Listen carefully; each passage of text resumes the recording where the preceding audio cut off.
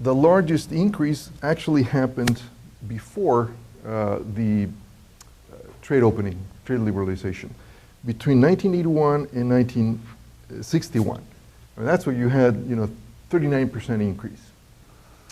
If you move into the trade liberalized era, between 1991 and 1981, for Mexico, it actually declined a bit, and the same for the whole period from 2009 to 1991. The increase was negative, -2%. Are there any questions? By the way, don't hesitate if you have any request for clarification. I'll be very happy to do it. If you want to comment, I'll ask you to leave it for the end. But clarifications, I'll be happy to make. Yes? No. No, this is very macro data, and don't get. I mean, I have some disaggregation by income quintiles, but no rural urban. Yeah, I mean the data just don't allow for that. Yeah. USA, how does it come to eating more chicken and less beef? Well, I would say mostly price. Yeah, I mean, chicken are much more efficient than cows to convert. About 1 pound of chicken requires 2 pounds of corn, whereas you need about 6.5 pounds or 7 pounds of corn to produce 1 pound of beef. So, yeah. Can you differentiate between calories consumed from animal sources, grains, and sugar? Can you do that kind of comparison between countries? Sure. Yeah, I mean, I'm going to do a little bit of that in a moment. Yeah. So, I mean, I've actually divided the food sources into basic foods and luxury foods. For instance, beer I regard as a basic food, wine, luxury food. But I'm not going to present that data here. Not today.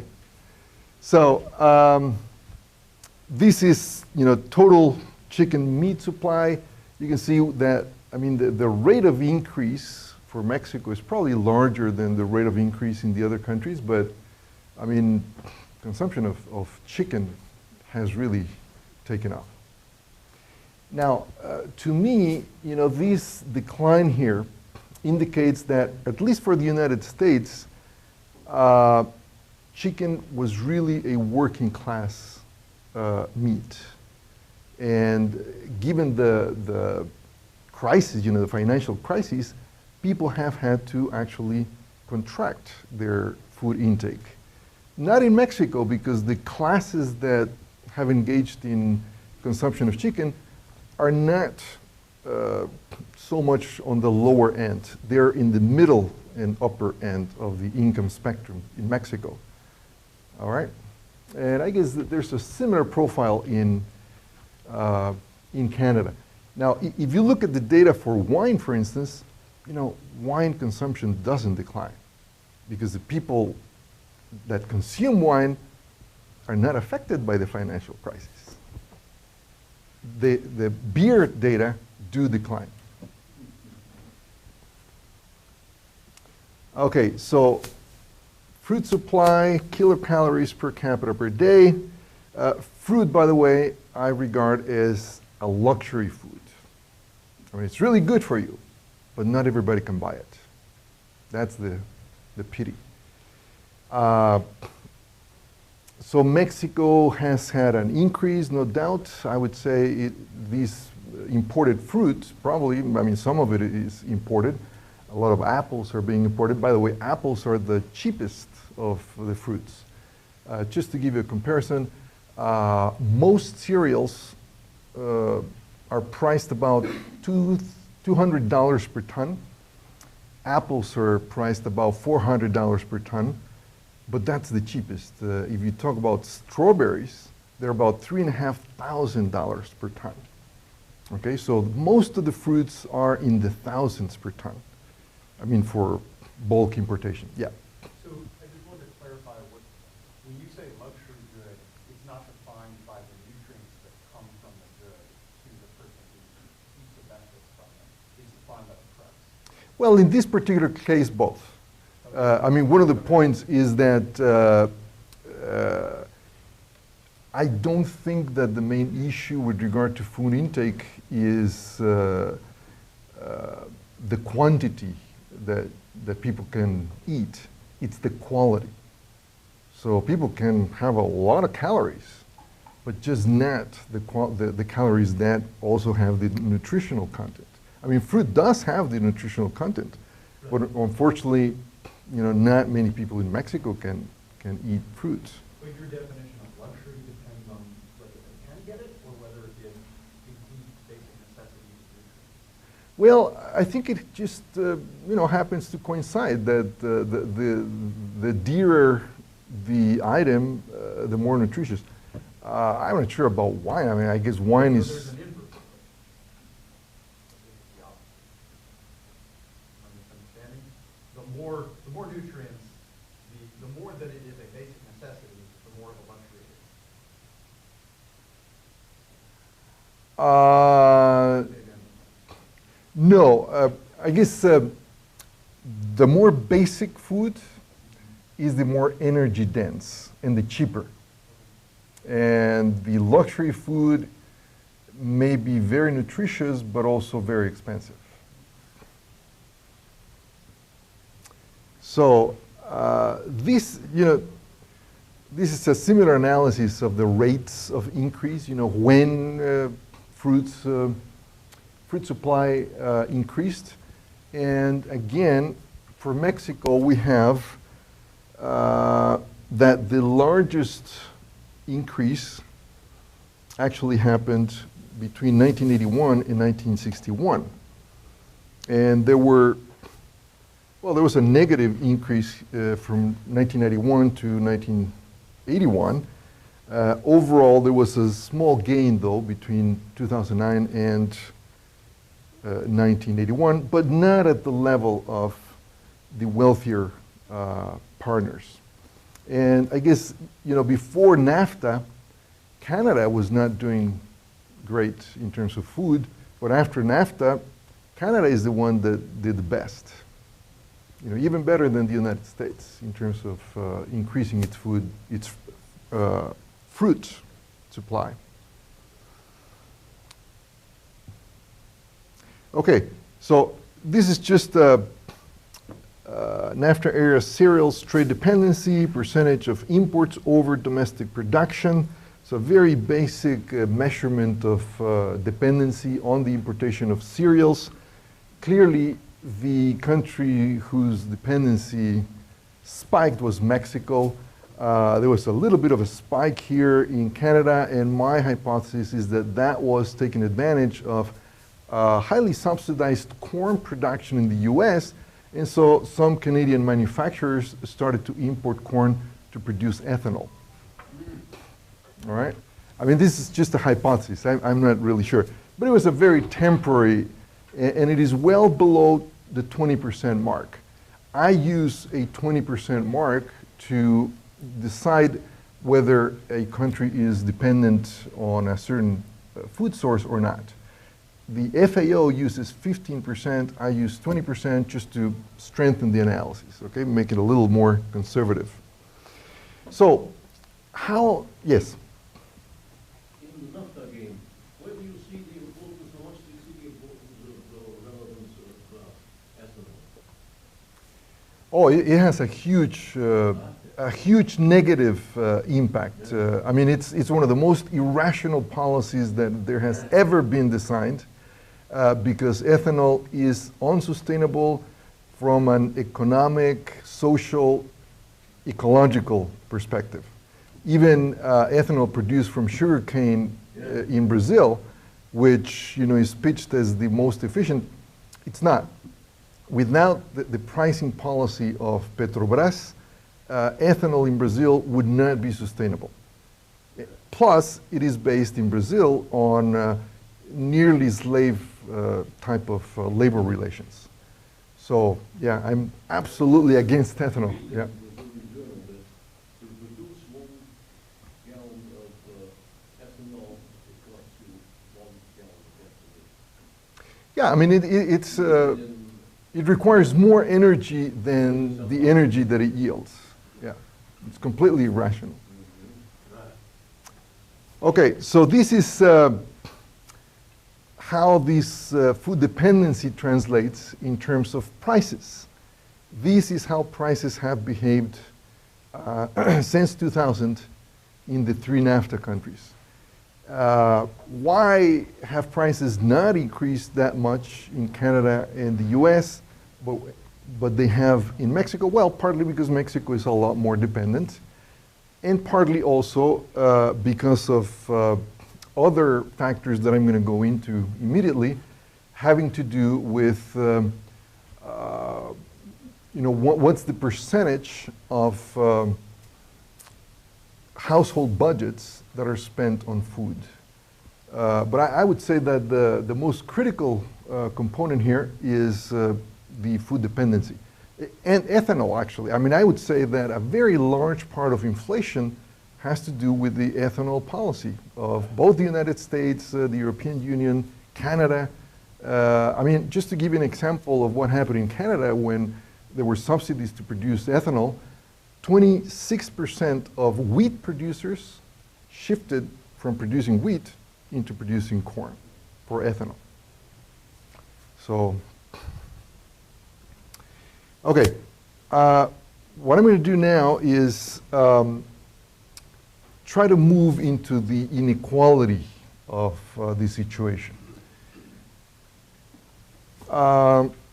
First, inequality at the national level or international level. What we have here, and I just constructed these yesterday actually, this is the household share of budget spent on food before 1990, 1996, 2000, 2006, 2008. There's no clear logic on the, the years I'm using because those are the only years that I had data for the 3 countries. So there were other years, but I only had 2 or 1.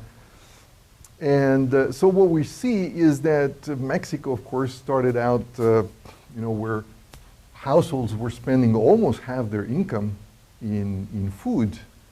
About a quarter for Canada, 18% in the US. Almost everybody went into spending less money in food, except that Mexico has increased its food expenditures as of 2008.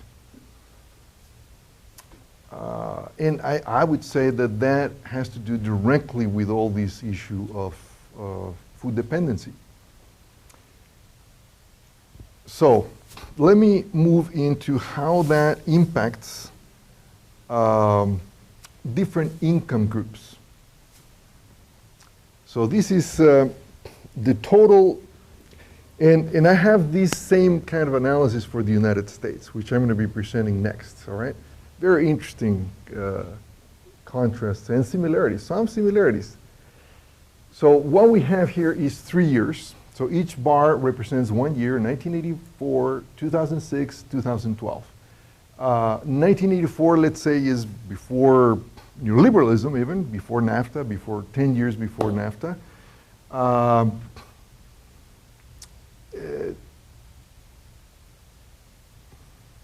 And this is quintile. So let me start by asking, what is a quintile? I need to have everybody on board with that definition, because otherwise we won't understand. Can somebody tell me what's a quintile? Or what this, splitting society or an economy into quintiles, what does that involve? One sentence definition. Yes? So I'm going to say it's where they are in household income, so it's the lowest is the lowest 20% in terms of household income and the highest 20%. That's exactly right.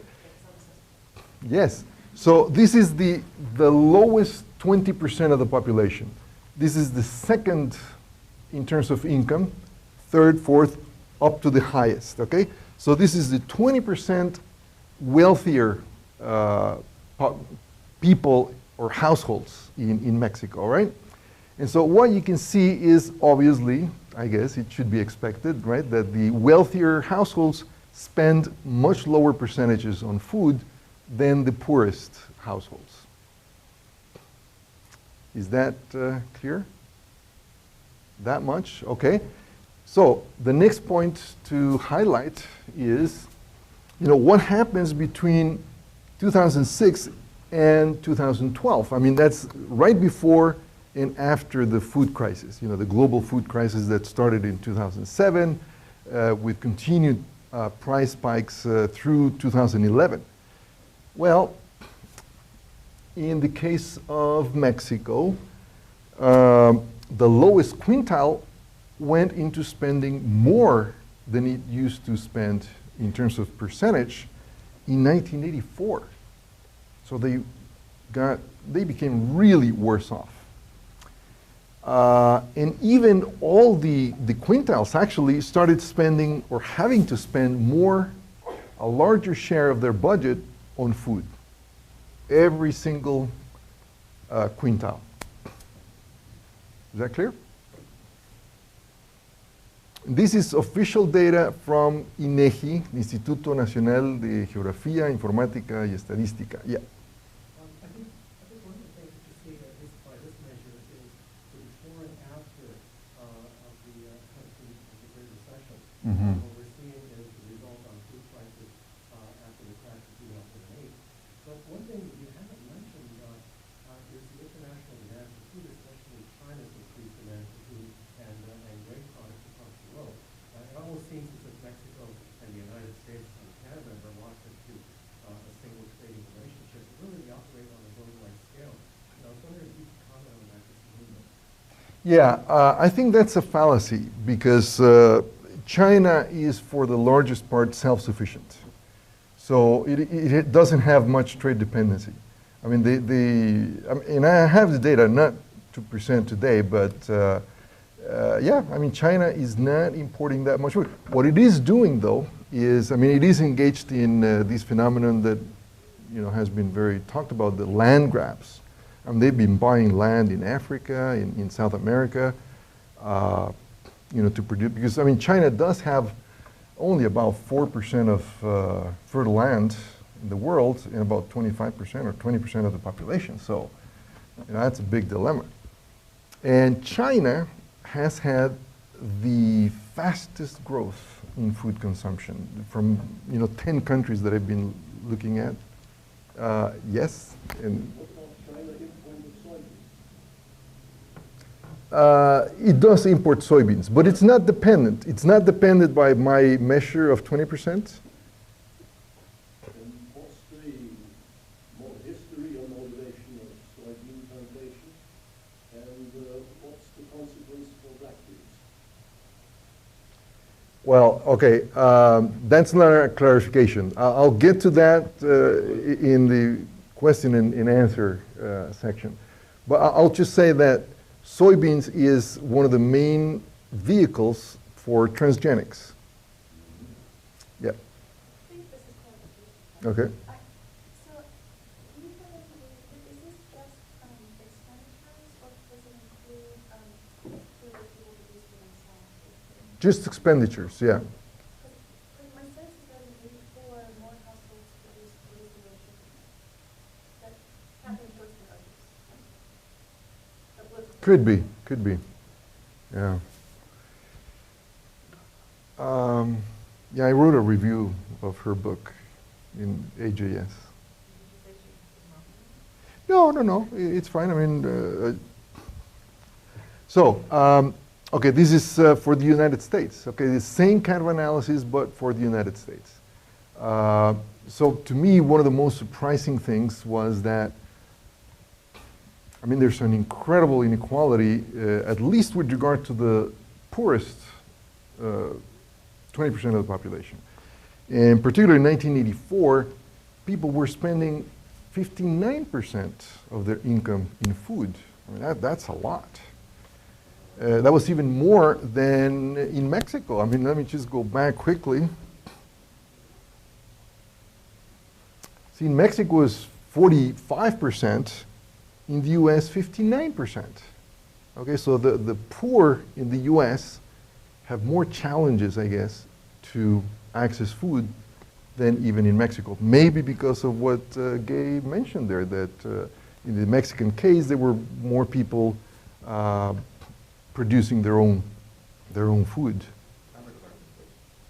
Yeah. To what degree are those phenomena explained by the forced choice between two necessities, say housing and food, where there's a very limited household income, and because both are rising, they're forced to choose between them.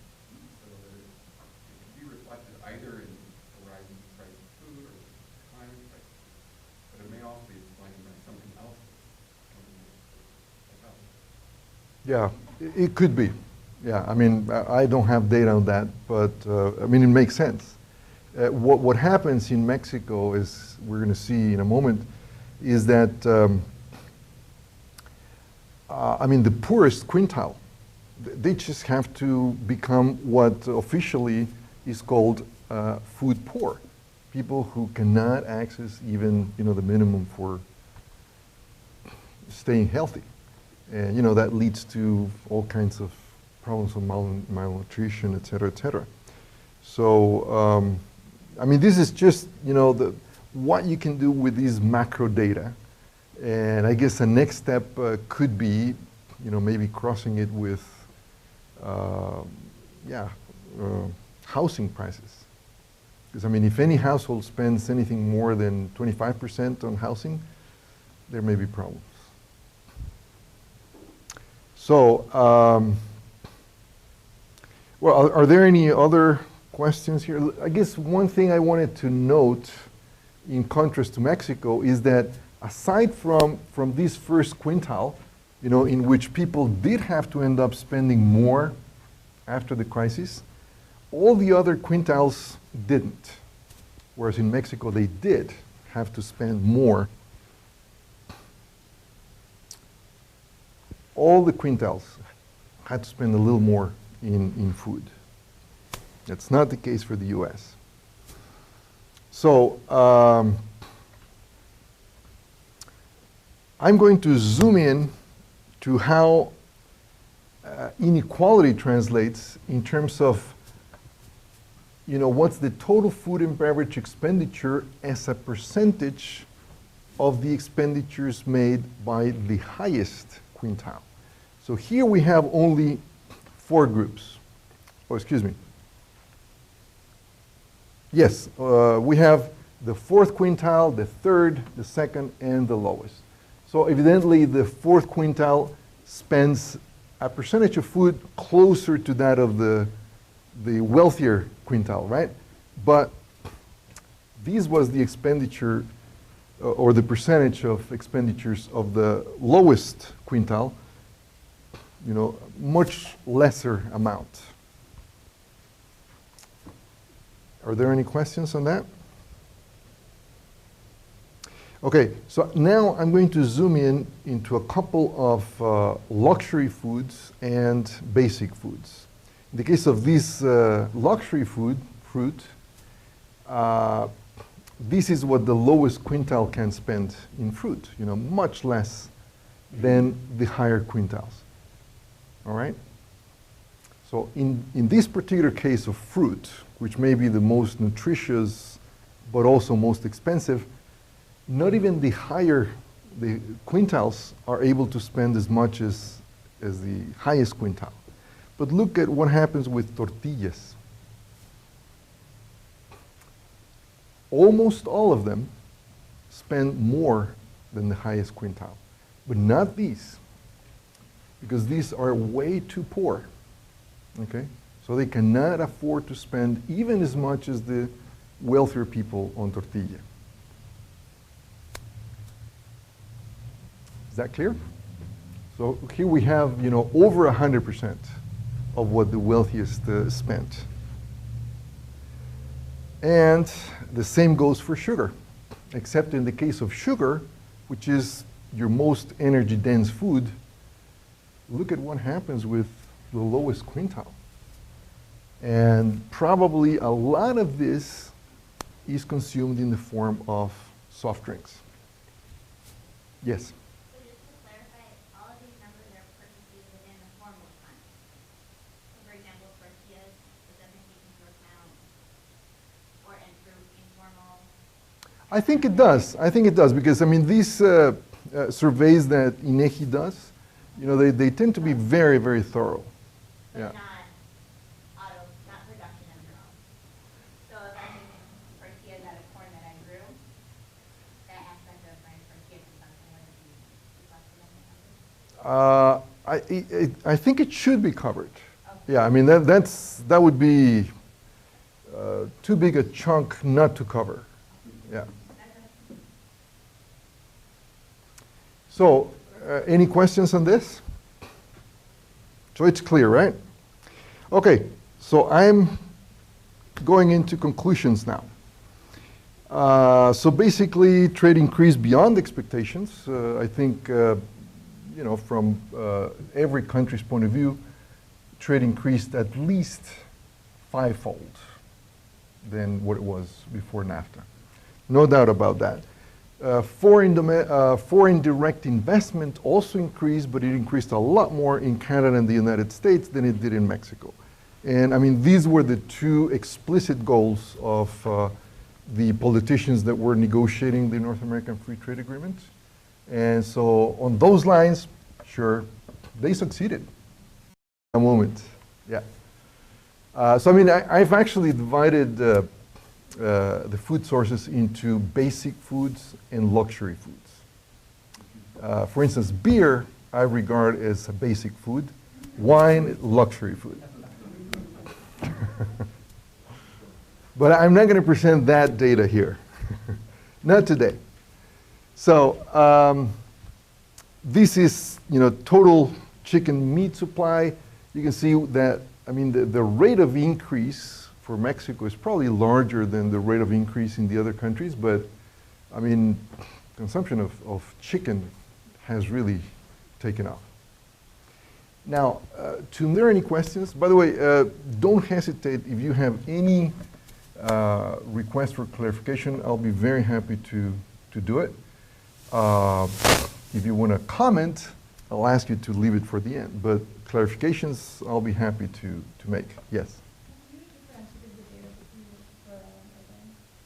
No, no, no. This is, you know, very macro data, and you know, don't get. I mean, I have some disaggregation by income quintiles, but no rural urban.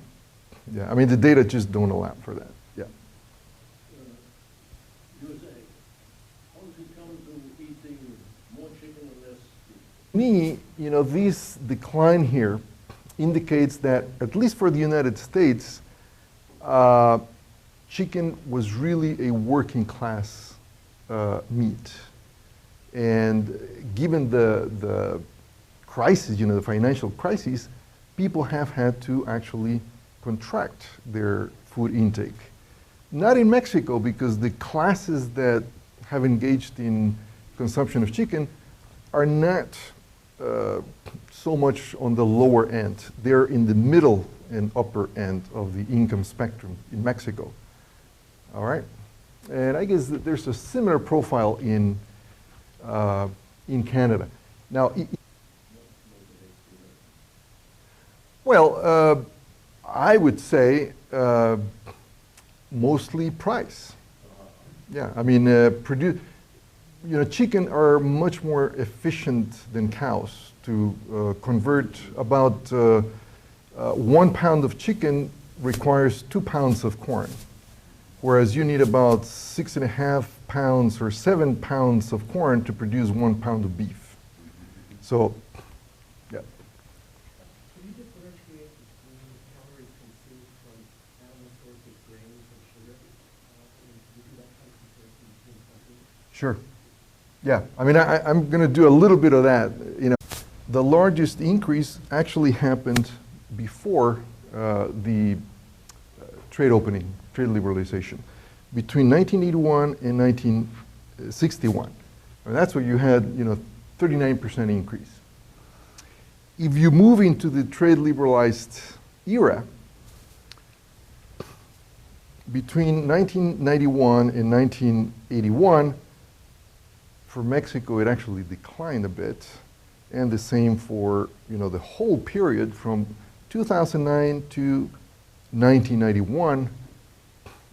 The increase was negative, -2%.